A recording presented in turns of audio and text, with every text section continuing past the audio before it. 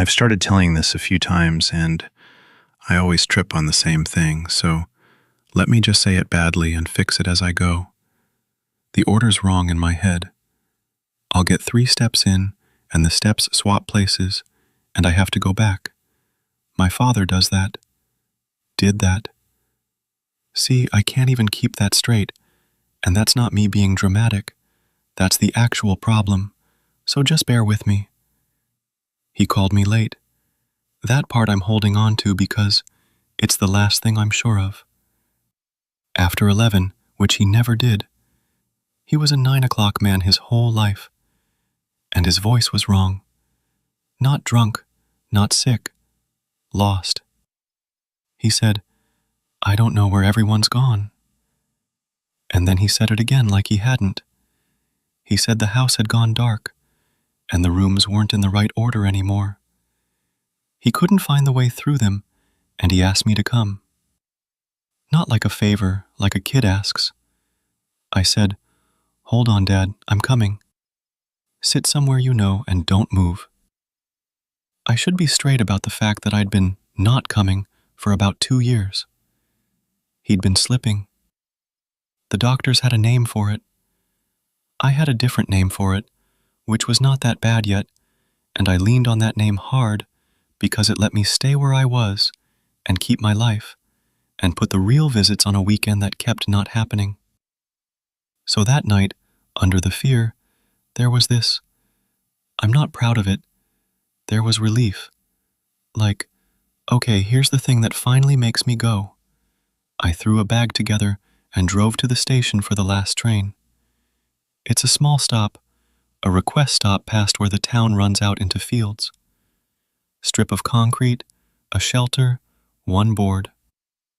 I'd used it 100 times when I was younger. When I got there, the board said the last train, 11:54, and I had 9 minutes. And standing in the cold, I felt almost okay, like I was finally doing the right thing. There was a man on the platform, an attendant, old uniform, the dark coat with the buttons they stopped using years ago, and I had this half-thought. They don't staff this stop, haven't for ages. But you don't push on a thing like that at midnight. You just nod and wait for your train.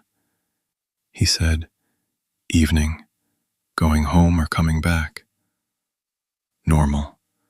Most normal question in the world. I said, "Going home. My dad's not well." He nodded slow, like that was the right answer, and looked off down the track. First wrong thing, and it was small enough to swallow. I'd had 9 minutes when I came up the steps. I'd been standing there maybe 2. The clock on the shelter said 11:54. So did the board. I told myself I misread it walking in. You tell yourself the easy thing so you can keep standing where you're standing. Here's the second thing, and this one I couldn't swallow as easy. My phone. I went to text my dad. On my way, 10 minutes. And the screen lit, and the last message in the thread to him was already there. Sent. Time-stamped 11:54. On my way, 10 minutes. I hadn't typed it. I stood there reading my own words that I hadn't written yet, and below them, 3 dots, like he was typing back. The dots went a long time. Nothing came. The train arrived at 11:54. Slow, quiet, every carriage lit up bright. That hard white light. It slid along the platform and stopped, and I stepped up to the nearest door and waited for it to open. It didn't. I looked through the glass, and the carriage was empty. Not a few empty seats. Empty the way a real train is never empty. No coats, no bags, no litter, no breath on the cold glass. Just clean, lit rows and nobody. Every door sealed. I went down the platform pressing buttons, and none of them lit. None gave, and the train sat there, pouring that empty light onto the concrete. and then pulled away. Smooth, like it had never meant to take anyone. I turned around and the attendant said, "Evening, going home or coming back?" Same words, same tone, like he'd never said them. And I want to tell you I was scared right then, but I wasn't. Not yet. Because I knew that loop.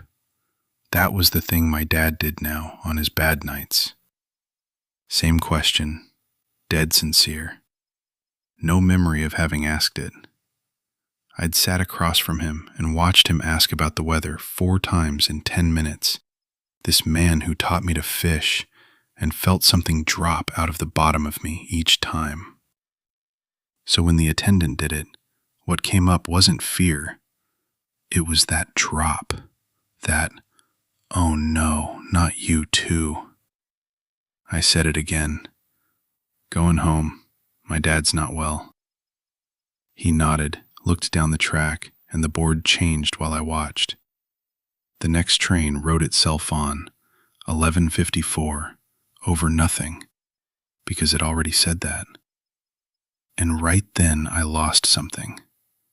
I went to picture which steps I'd come up, town side or field side, the 2 ways onto the platform, the kind of thing your body just knows. And it was gone. Not fuzzy, gone. A fact that had 90 seconds ago lifted clean out, like a word on the tip of your tongue that you know you'll never get back. Down the hill behind the platform, there'd been lights when I arrived. Houses, the orange of the street lamps. Now a few were out. I told myself it was just late. It was very late. I looked back at the attendant, and that's when I noticed his shoes. The coat was old and the buttons were old, but his shoes were my dad's. The brown ones with the worn-down outside heel, because my dad walked on the outside of his feet. The family joke. And I'd know that wear pattern anywhere. I'd cleaned those shoes for him last winter when his hands got bad. On a stranger's feet. Under a stranger's coat. I didn't say anything. What do you say? Train came again, 11:54, lit, empty, sealed. I didn't even walk to it. I watched it stop and glow and leave with nobody, including me. And the attendant turned and said, "Evening, going home or coming back?" And here's where it started taking the bigger things, because while I'd been waiting, I'd been holding the phone call in my head, turning it over, and the more I turned it, the less it held. Did he say the house was dark, or did I add that? Did he ask me to come, or did I call him? And then this cold drop. Maybe he never called me at all that night. Maybe I called him. Maybe I always called him, and I'd been telling myself the other way around for 2 years, so I could be the one summoned instead of the one who never showed. And I couldn't check it. Checking meant remembering clearly, and clear was the exact thing the station was taking, 1 piece at a time, in order, smallest first. I said, and my voice wasn't right now, "Why won't the train stop for me?"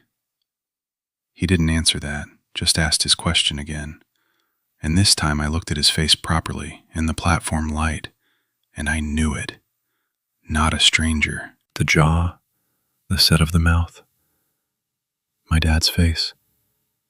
My dad's face from 20 years ago, before any of the slipping. When he was just my dad on a platform taking me somewhere. And it didn't land as shock. It landed as that drop again, deeper. Because if that was my father, young and well and patient in his coat, then the question wasn't small. Going home or coming back? I want to tell you the worst image, and then I'll go on, because it's the one I can't put down. The empty train came again, and I walked right up and put my face to the glass to look properly. And the carriage wasn't empty after all. There was one figure in it now, far down the aisle, sitting with its back to me. And I knew the back of that head, the way the hair sat, the stoop of the shoulders. It was my dad, the old version, the now version, sitting alone on the empty, bright train, looking out the far window into the dark, waiting. The way he'd been sitting in his dark house with the rooms in the wrong order. And I hammered on the glass and shouted, and he didn't turn, and the door stayed sealed, and the train took him away. That's the one. That's the one I see when I close my eyes. After that, I couldn't say going home anymore. Not because I decided to stop. The answer just stopped being available. The way the platform side had gone. The way the call had gone. I stood there trying to get the line out. Going home. My dad's not well. And I couldn't be sure it was true. I couldn't remember if he was not well. I couldn't remember if he was. There was a fact there, the biggest one, and the station had saved it for last, on purpose. And now the man in the coat was asking where I was going, and I had nothing certain left to answer with. The hill behind the platform was all dark now. Then it wasn't dark. It was gone. Not black. Gone. No shape against the sky, no fields, no town, just a soft nothing past the edge of the concrete that the platform light wouldn't go into. There was the strip of platform, the shelter, the board saying 11:54, and the man with my father's young face and my father's old shoes. And the third thing I can't put down. I looked down at myself, at my own hands on the cold rail to steady myself. And my hands were old, spotted, thin, the knuckles gone big, my father's hands. I turned them over, and they were the hands I'd held in a hospital chair. And I wasn't in a hospital chair. I was on a platform, and they were on the ends of my own arms. He asked me again, gentle now, the way you ask a frightened person something true. Going home or coming back? And I got it all at once, too late, the way you get things in the worst kind of dream. It was the only question. It had always only been this one question. I'd been answering it wrong every single time. The train never opened its doors because the train was for the answer I couldn't give. And my father was already on it, alone, looking out the far window because while I stood on a platform that had stolen me piece by piece, somewhere across town, he had stood in a dark house asking someone the same thing on a loop. I don't know where everyone's gone. Waiting for a son who said, "Hold on, Dad, I'm coming," and then went to a station and never once managed to board. Or I had boarded. I can't hold that part. Maybe I'm on it now, and this is the ride, this empty, bright forever. And the man in the coat is just the last good piece of him I get to keep. The well version, asking the only thing worth asking.